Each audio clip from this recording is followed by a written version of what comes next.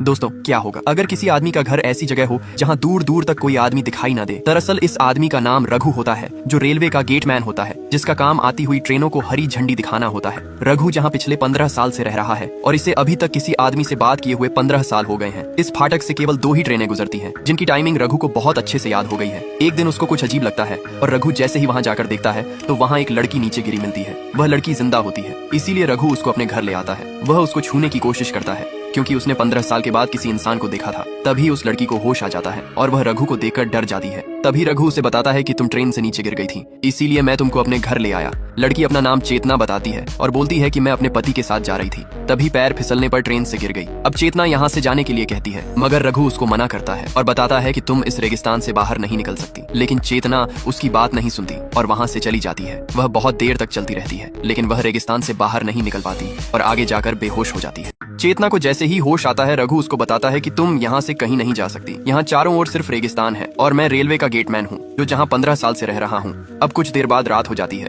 रघु उसके लिए खाना बनाकर लाता है और चेतना के सोने का इंतजाम भी कर देता है और खुद जमीन पर सोता है। अगले दिन रघु बताता है कि रेलवे वालों का एक दिन में एक बार कॉल आता है और जब कॉल आएगा तो मैं तुम्हारे बारे में रेलवे वालों को बता दूंगा। और तभी कॉल आ जाती है, लेकिन जैसे ही रघु बताने वाला होता है, चेतना कॉल को काट देती है। रघु को कुछ समझ में नहीं आता कि चेतना ने ऐसा क्यों किया। फिर चेतना रघु को बताती है कि मैं ट्रेन से गिरी नहीं थी, बल्कि मैं जानबूझकर कर कूदी थी। फिर वह बताती है कि मैं एक डॉक्टर हुआ करती थी और एक लड़का मेरा पेशेंट हुआ करता था। उसका इलाज करते करते मुझे उससे प्यार हो गया था, लेकिन कुछ दिनों बाद वह साइको जैसी हरकतें करने लगा था और मुझको मारने भी लगा था।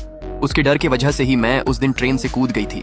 एक दिन चेतना यह नहाने के लिए आती है। रघु उसको देखने की कोशिश करता है क्योंकि वह 15 साल से किसी लड़की के करीब नहीं गया था। अब एक दिन चेतना घर की सफाई करती है और उसको एक कार्ड मिलता है जो कि असली रघु का होता है, जिसको इस आदमी ने मार दिया होता है। चेतना अब समझ जाती है कि वह जिसके साथ रह रही है वह रघु नहीं बल्कि उसका खूनी है। जैसे ही रघु घर आता है, चेतना उससे नॉर्मल बिहेव करती है, लेकिन जब रघु की नजर उस आई कार्ड पर पड़ती है तो वह समझ जाता है। अब रघु जैसे ही चेतना को देखता है तो चेतना रघु से बचने की कोशिश करती है।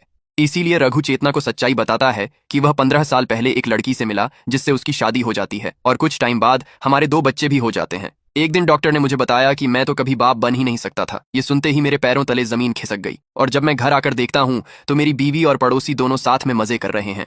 ये सब मुझसे देखा नहीं गया और मैंने उन दोनों को खत्म कर दिया और वहां से भागते भागते बहुत दूर निकल आया। यहाँ मुझे रघु काका मिले, जिन्होंने मुझे रहने के लिए घर दिया। फिर चेतना पूछती है, फिर तुमने रघु को क्यों मारा? वह बताता है कि रघु काका को मैंने नहीं मारा, बल्कि उनकी जान बीमारी के कारण गई थी और मैंने उनको इसी रेगिस्तान में दफना दिया और तब से ही मैं रघु बनके यहाँ रह रहा हूँ। इतना सुनकर चेतना उससे हमदर्दी दिखाने लगती है और एक दूसरे का सहारा बनते हैं। अब अगले दिन चेतना के पति की एंट्री होती है। चेतना का पति रघु से पूछता है कि मेरी बीवी यहाँ ट्रेन से गिर गई थी, मगर रघु कहता है तुम्हारी बीवी यहाँ नहीं है और घर के अंदर आ जाता है। तभी